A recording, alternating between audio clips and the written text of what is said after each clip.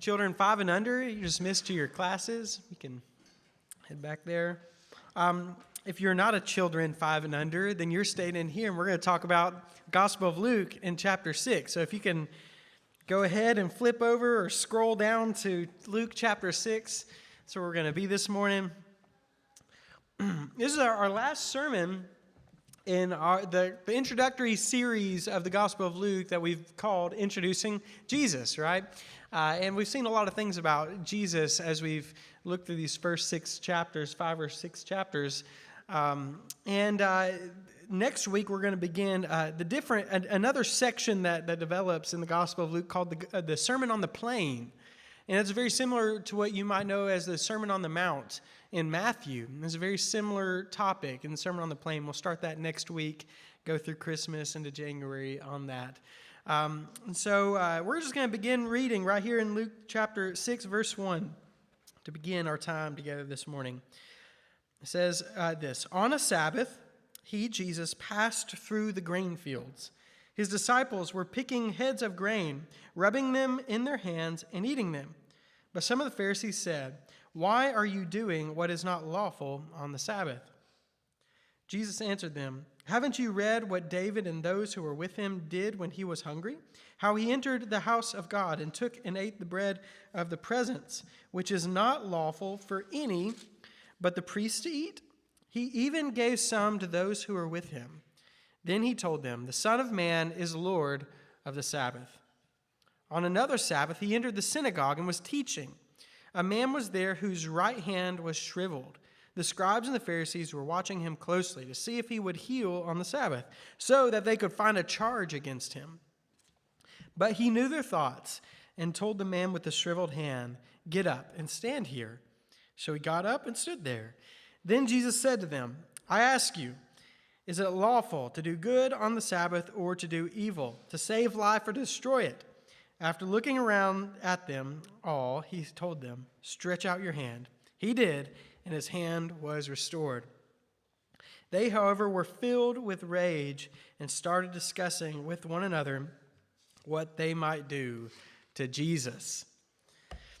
Wow, here we go. It's the Pharisees again. Man, what is up with these guys? What are you going to do with these people? They are having such a hard time with Jesus, are they not? The last 3 stories we've read have been a confrontation between Christ, his disciples, and the Pharisees and their scribes. What are we going to do with them? I want to talk about the Pharisees for just a moment. Okay, we're going to have what I hope is a helpful rabbit trail. Let's start our time this morning. I want you to understand these people as much as we can. They're not all bad. A lot of times we present them when we teach or when we read the Bible, just kind of in our own, modern Christian subcultures. They're always the enemy. They're actually not always the enemy. In the book of Acts, many Pharisees are Christians.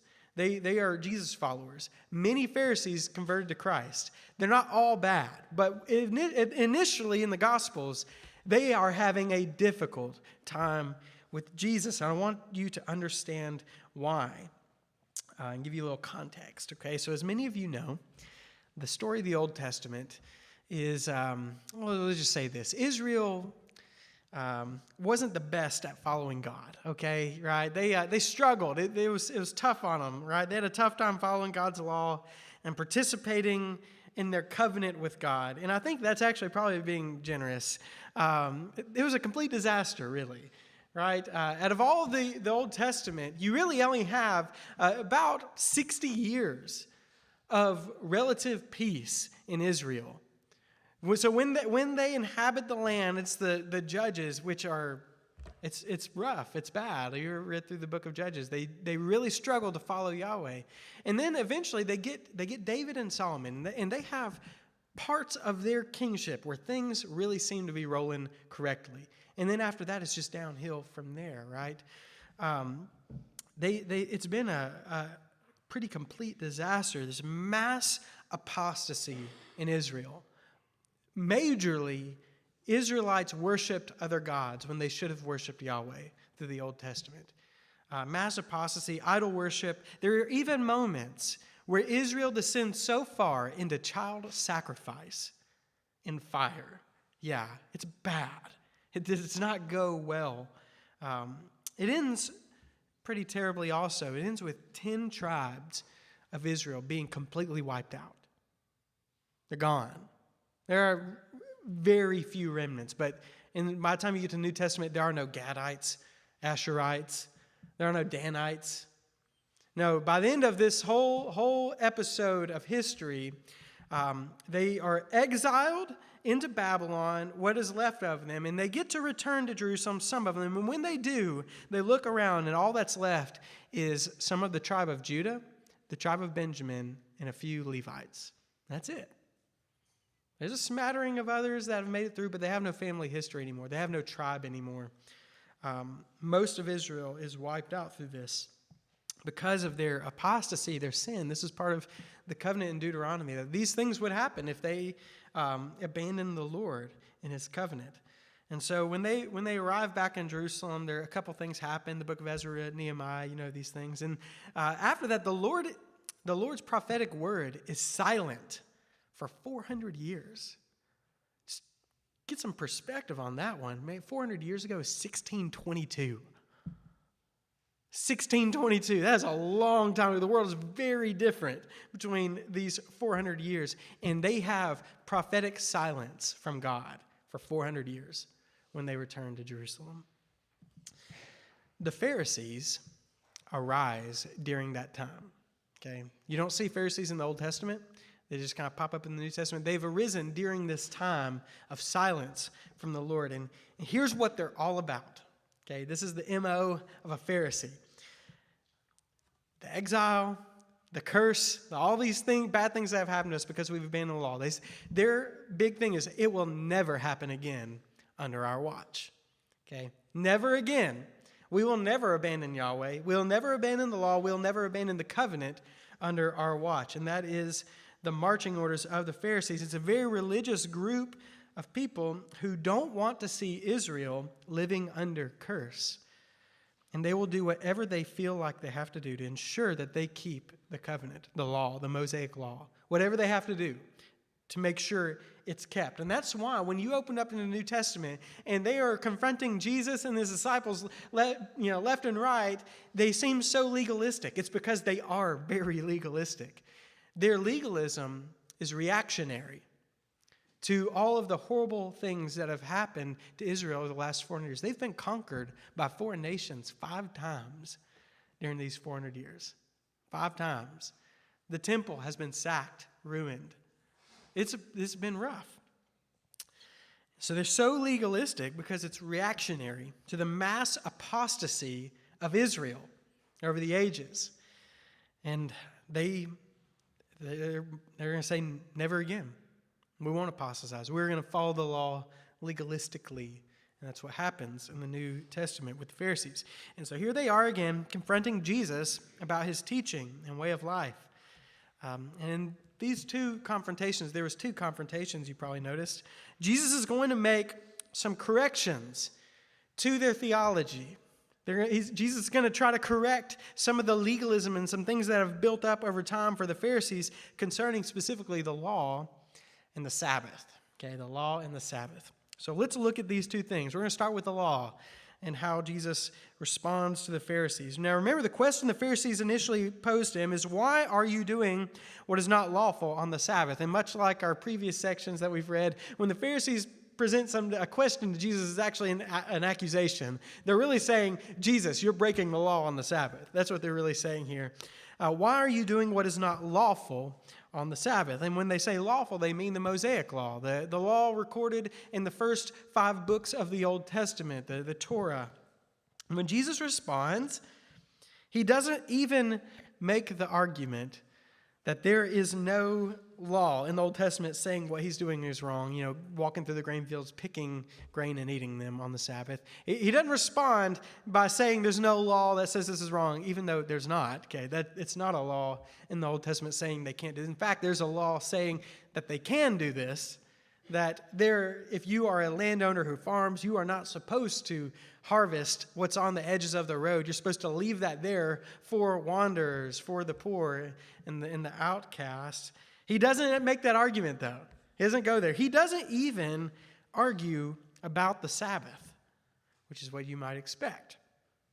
What he does is recall a story from the Old Testament in 1 Samuel 21, 1 through 6. And this is a story about David. This is right after Saul has turned against David. And David is on the run for his life. He's on the run from Saul. He's trying to kill him. And he comes to the tabernacle. The first thing David does is go to the tabernacle. And he asks for food because he has no food. And the only food available to him is the bread of the presence.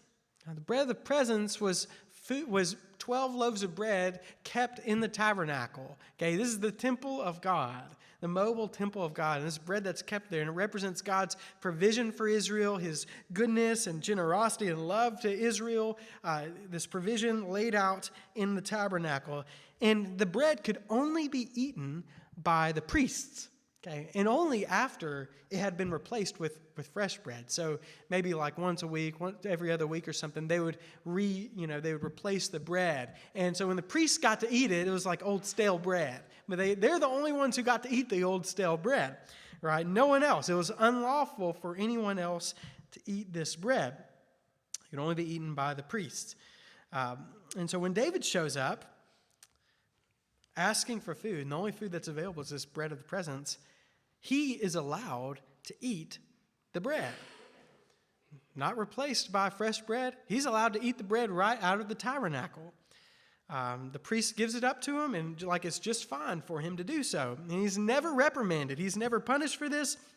It is, in the story, it is good that David eats the bread of the presence, which is unlawful. It's a good thing. And it was okay for him to do that which was technically unlawful. And Jesus is making that point. He says, right, in verse 4, how he entered the house of God and took and ate the bread of the presence, which is not lawful for any but the priest to eat. Jesus, his point is this: David, the one you love, our prototypical Messiah, the one who the Messiah is supposed to be just like, went into the house of God and did something that was unlawful, was okay. That's pretty mind-blowing, isn't it? David's situation doesn't have anything to do with the Sabbath, but it does have something to do with the law. And that's the point Jesus is trying to make. It's a point about the law. Why is David allowed to eat the bread? This is a question Jesus is kind of posing to them. He's, triggering their thoughts. Why was David allowed to break the law and do that which was unlawful?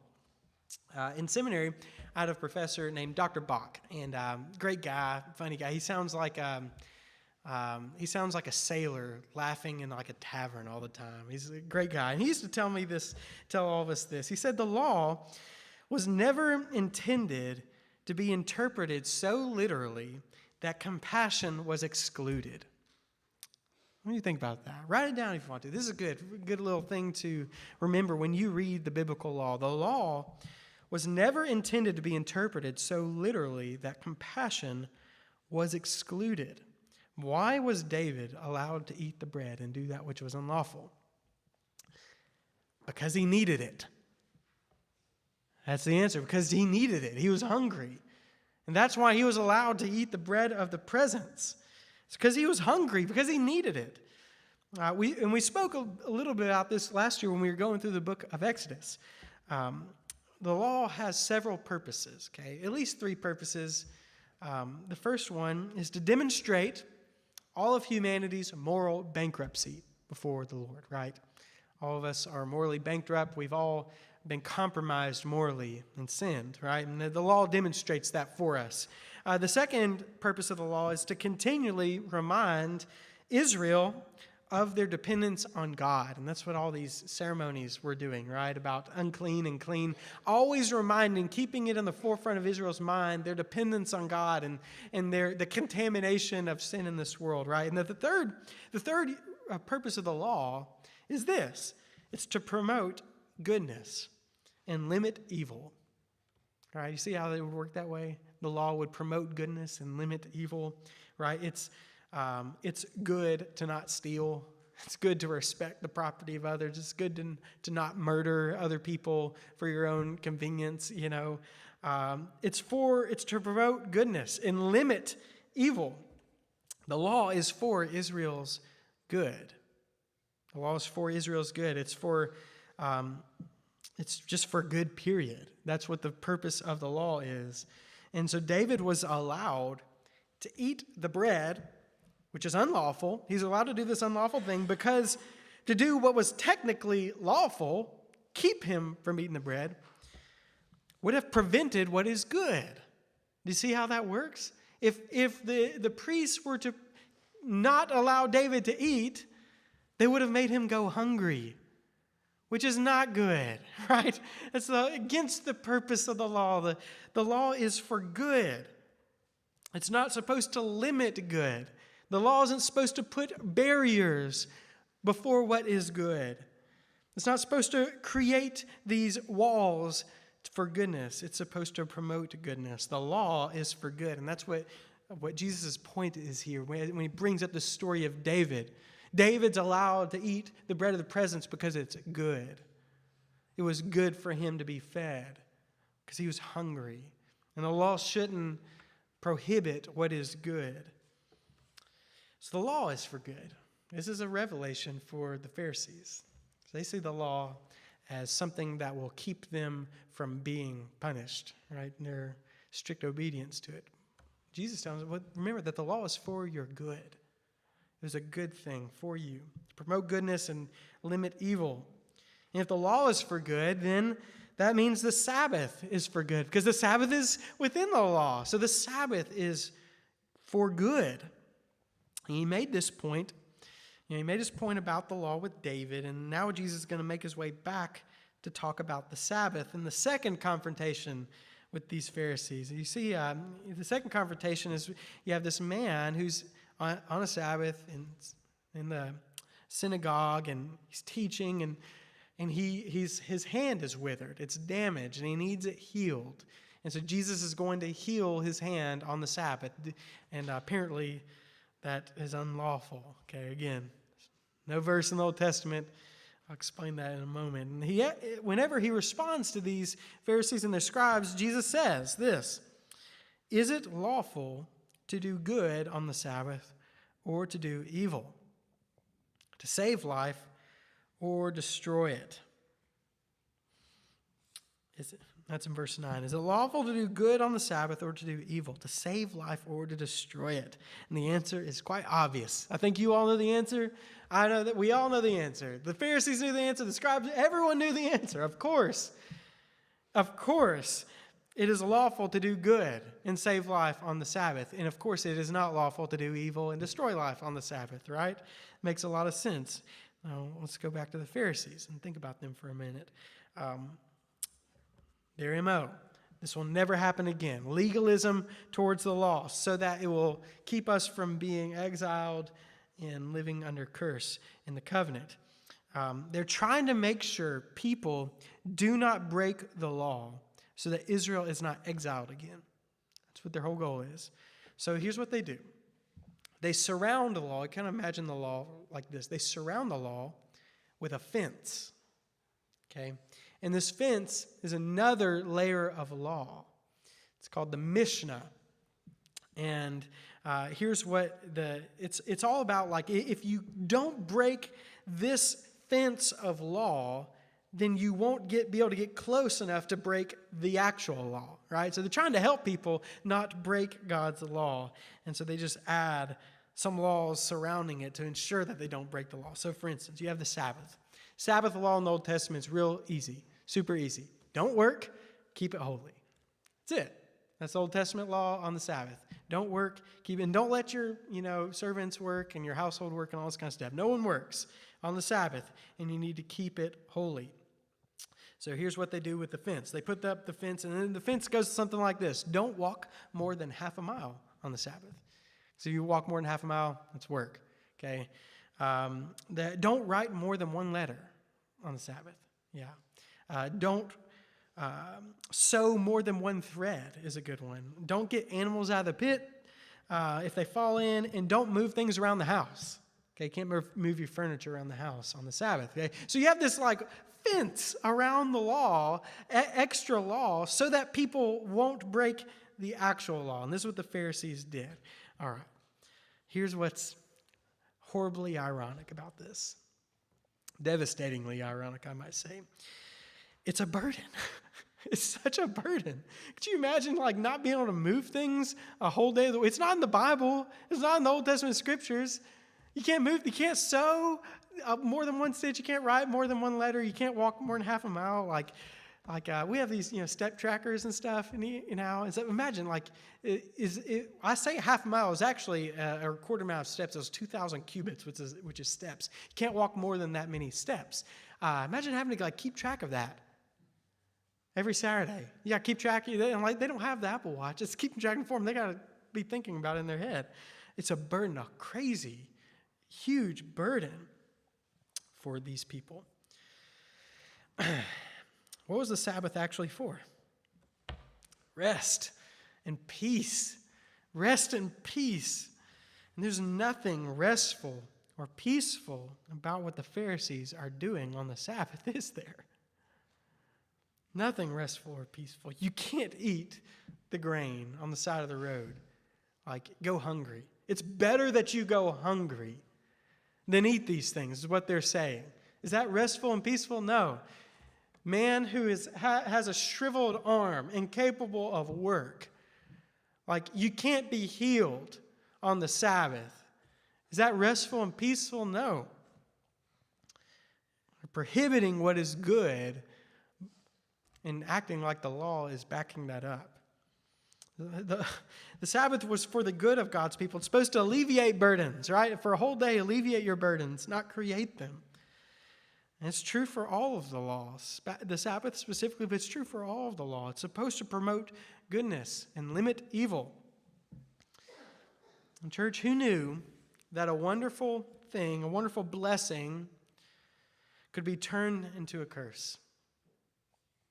That's really the story of all creation, isn't it? What God has meant for good, humans have turned for evil. This is the great problem of human history, right? And this is exactly what is happening with the Pharisees. The law, the Sabbath, were created for the good of God's people, yet they are being used to burden God's people, to keep people from eating, to keep a man from being healed. I'll be wondering right now, well, what does this have anything to do with us? We don't follow the law. We don't observe the Sabbath. Hold your horses. We'll get to it. It has something to do with you. I assure you, it's the Scriptures. So we have the law, Jesus' confrontation with their view of the law, and Jesus' confrontation with their view of the Sabbath, and how they've mixed things up in their legalism. And then we're going to hear something about Jesus in this passage too, because Jesus has something to say about these things. He says in verse 5, the Son of Man is Lord of the Sabbath. The Son of Man is the Lord of the Sabbath. The Ten Commandments, of course, are where we get the law about the Sabbath, right? This is where it comes from. And it says, remember the Sabbath day to keep it holy. Right? That's what it says. Holiness means to be separated for God's purposes. That's what it means. The word actually means to be cut off, okay? To be cut off for God's purposes, devoted to God's purposes. It's a word about possession, right? In the same way, you could, if all y'all eating pie this week, okay, this past week, you had your pumpkin pie. If you don't like pumpkin pie, you probably had apple or pecan or something. And in this pie, you might have looked at it and be like, man, I have to have a piece of it. I'm too full right now, I can't eat. And you might say, save me a piece of pie, right? And you might have been so bold as to go ahead and cut a piece of pie for yourself and set it to the side so it doesn't get eaten. It's actually very similar to the idea of holiness, okay? It's to cut out for yourself the piece of pie, and it is for your possession, for you, okay? And that is what holiness to God means. It's to be cut off for Him, devoted to Him and to His purposes, right? And so that's what the Sabbath is. The Sabbath day is the Lord's day. It's His day. It's devoted to Him.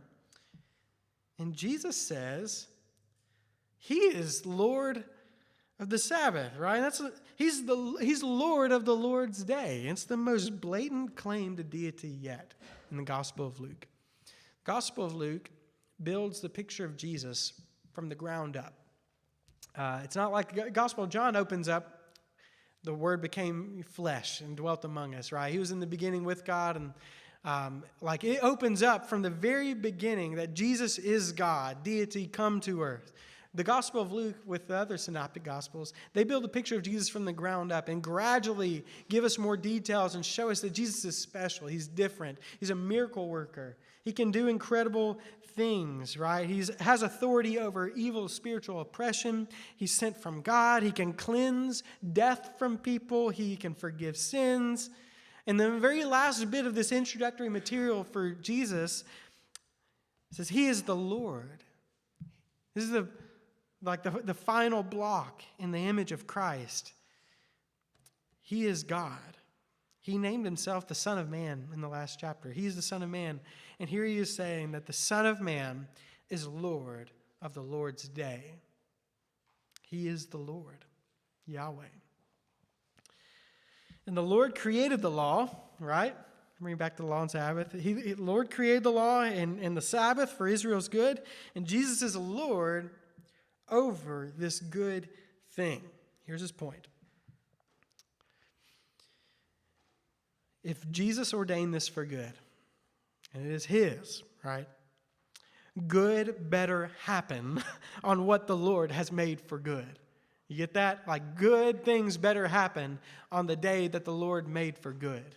Not evil things, not destructive things, not barriers to goodness. Good better happen on the day that the Lord has made for good. On the things that the Lord has made for good.